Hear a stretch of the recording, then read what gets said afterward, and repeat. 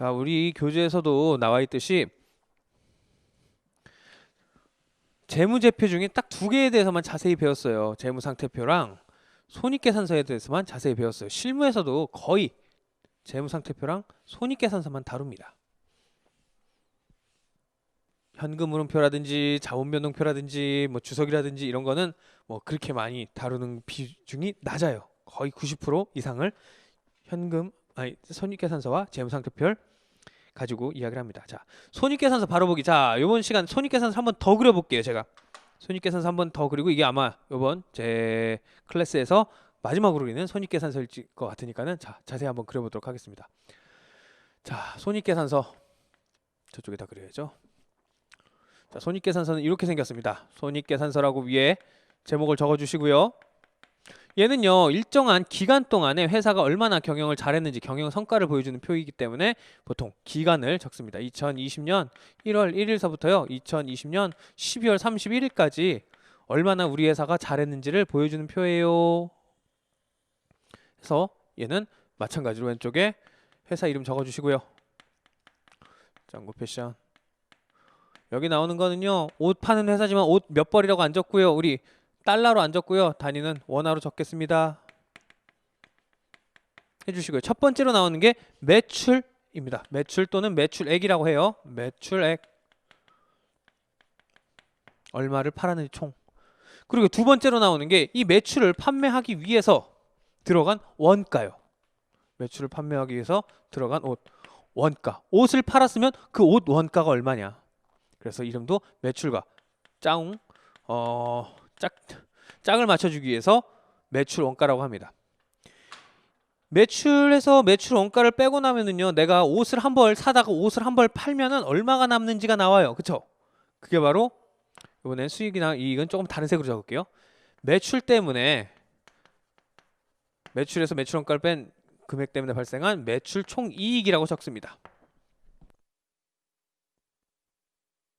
자, 여기서는 손해가 나면 안 돼요. 매출 총이익에서. 왜요? 밑지고 파는 거예요. 내가 옷을요 10,000원짜리를 사가지고요 7,000원에 팔아요. 한 벌을 팔 때마다 3,000원씩 손해가 나는 거예요.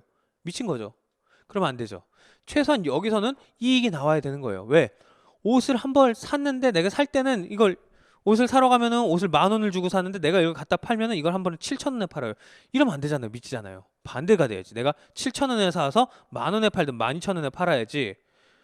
뭐 더 비싸게 사가지고 싸게 팔면 안 되겠죠. 그래서 매출 총이익을 여기서 확인을 해볼 수가 있고요.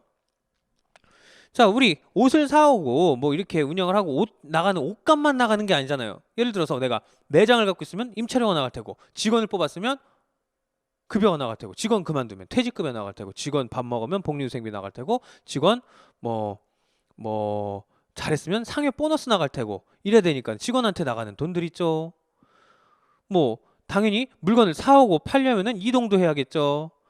저기 먼데 가가지고 물건 좋은 게 있다고 그래서 가서 사오려고 가서 출장 가가지고 거기서 자면은 뭐 여비교통비도 나갈 테죠. 숙박비도 나가야 되죠. 뭐 이러한 게 되게 많아요. 또 옷을 팔려면 광고해야 되니까 광고 선전비 나가야 되죠. 이런 것들 다 영업과 관련해서 우리 회사와 관련해서 쓴 돈이기 때문에 이것도 비용으로 해줍니다. 얘네를 통틀어서 판관비라고 이야기를 하고요. 정확한 이름은 판매비와 관리비라고 이야기를 합니다. 이 안에는 좀 방금 말씀드렸던 급여도 있을 수 있고요. 복리후생비도 있을 수 있고, 퇴직급여, 보너스, 상여, 복리후생비, 광고선전비, 여비교통비 무지하게 많아요. 이름 짓기 나름입니다. 회사와 관련된 영업과 관련해서 썼다면 다 이쪽에 들어가게 됩니다. 감가상각비도 있을 수 있고요. 여러 가지 너무 많습니다. 자, 판매비와 관리비까지 빼고 나면요, 우리 회사와 관련해 가지고 우리가 얼마만큼의 이익이 나는지 알 수 있는 거예요. 근데 여기까지는 우리 회사와 관련된 영업과 관련된 이익이라서 영업이익이라고 이야기를 합니다. 자, 근데요, 우리 영업이익까지 발생을 했는데 우리 회사에서 애들이라고 얘기하면요, 애들이 이렇게 공간에서 가르치는데 우리가 너무 많이 공간을 만들어 가지고 하나가 남아요. 강의실이. 그 강의실 강의는 할 수는 없고 워낙 강의가 많아 가지고 더 이상 그게 강의실이 많아서 거기는 안 써도 될 것 같아요. 그래서 그걸 그냥 세를 줬어요. 나는 강의를 하는 회사인데 그냥 임대 공간이 남아가지고 세를 줘서 그 월세를 받았어요. 우리 주된 목적은 옷을 파는 회사인데요. 옷을 잔뜩 쌓아놓는 창고 말고도 또 하나가 남아가지고 거기에 뭐 다른 사무실 임대를 줬어요. 우리 주된 업이랑은 상관이 없어요. 영업과 관련된 영업과 관련되지 않은 바깥쪽에서 수익이 났다고 그래서 영업의 수익.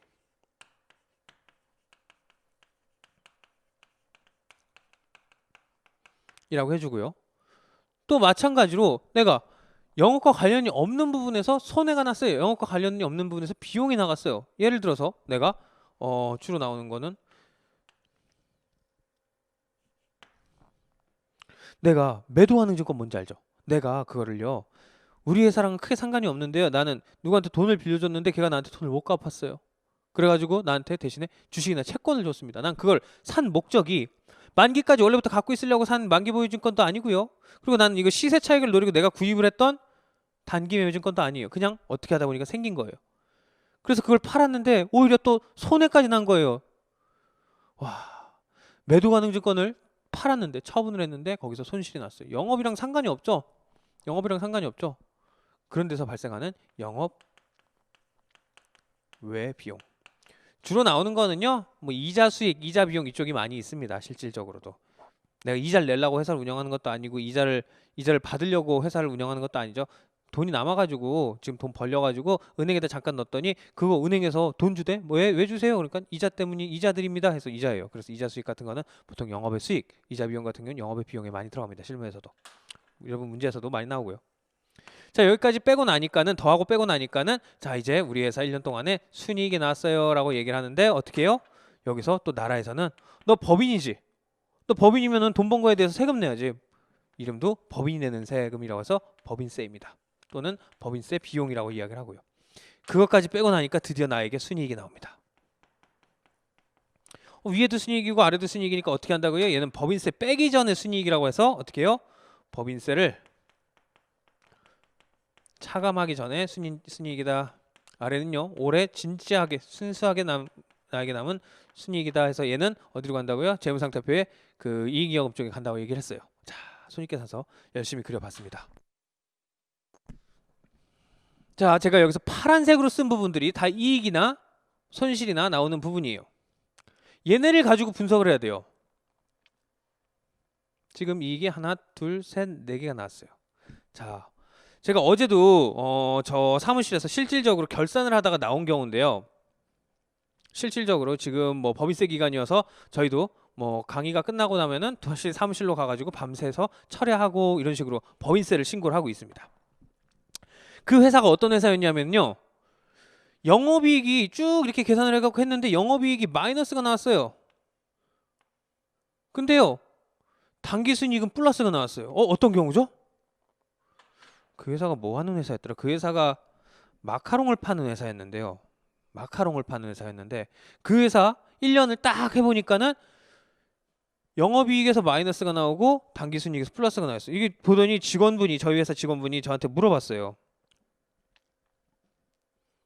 세무사님 이거 영업이익에 마이너스 나오는데 당기순이익이 왜 플러스가 나와요? 이런 경우가 있어요.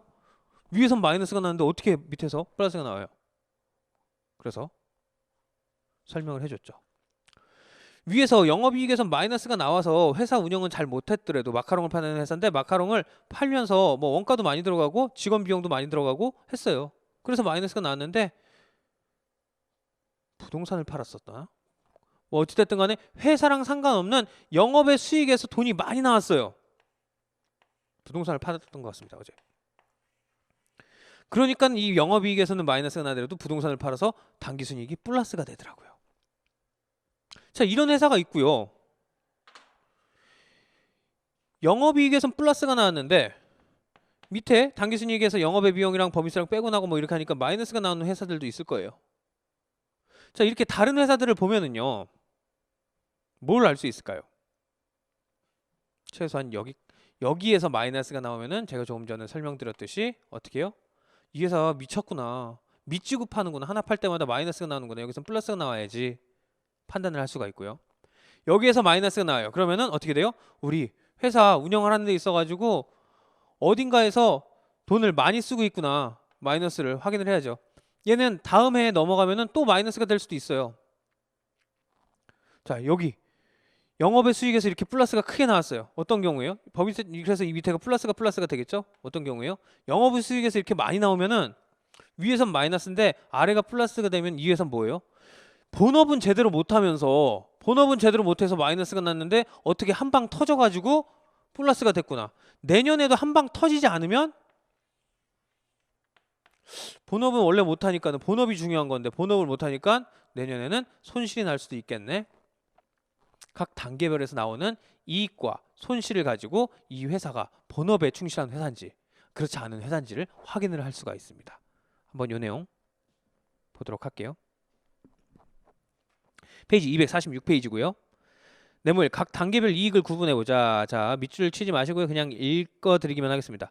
단기 순이익이 똑같이 발생하더라도 맨 밑에 나오는 최종적인 이 단기 순이익이 똑같이 발생을 하더라도 그 발생이 토지 등 자산을 처분해서 발생한 것과 매출 영업을 통해서 발생한 것은 대단히 많은 차이가 난대요. 그쵸? 마카롱 제대로 팔지도 못하면서 마카롱 회사 운영하면서 부동산을 비싸게 팔아가지고 이익이 났으면 내년에도 그 부동산 팔 수가 없겠죠. 마카롱은 원래 파는 회사인데 마카롱을 잘 팔아야지. 죄송합니다. 자, 영업을 통해서 발생하는 이익은 화내는 거 아니에요. 자, 내년 이후에도 계속적으로 발생할 가능성이 대단히 높다. 맞죠? 내가 마카롱을 파는 회사인데 자꾸 그 회사 얘기하네요. 자, 그 회사 얘기하면 안 되는데 내가 영업을 해서 제대로 이걸 돈을 많이 벌어야 되는데 이게 아니라 다른 데서 발생을 하면은 내년 이후에도 계속 발생할 가능성이 대단히 높다. 하지만 자산의 처분 등의 영업의 수익은 반복성이 떨어지죠. 내년에 또 그런 부동산을 팔 일이 반복되지 않을 거라고 생각되기 때문에 단기순이익이 어디서 발생하는지를 정확하게 파악해야 된다. 이 단기순이익이 벌리는 돈이 여기서 발생하는 건지 여기서 발생하는 건지 잘 파악을 해야 된다는 겁니다. 그게 단계별 이익을 구분을 하는 내용이고요.